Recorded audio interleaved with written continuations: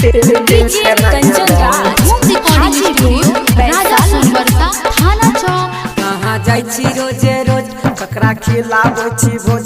कोनो छौरा तोरा देलक मकइया में डोज। कोनो छौरा तोरा देलक मकइया में डोज। कोनो छौरा से मामला सेट भए गेलौ।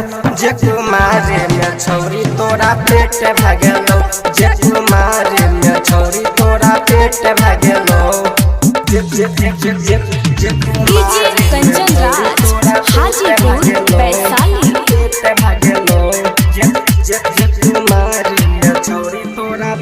किया कलही माना मानी तोहर चढ़ल छौ जवानी। नहीं तू कलही बर्दाश्त कर देलही नदन। नहीं तू कलही बर्दाश्त कर देलही नदन।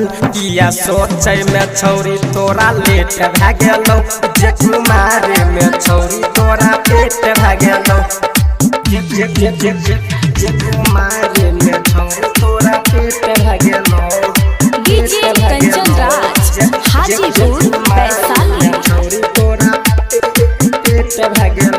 कहराई करमानीस राम सूरज नीतीश बरजस ललकै फोटो खींच जब कर रह किस। अरिया अवध से मामला सेट भए गेलै। जे कुमारे में छौरी तोरा पेट भए गेलौ। जे कुमारे में छौरी तोरा पेट भए गेलौ।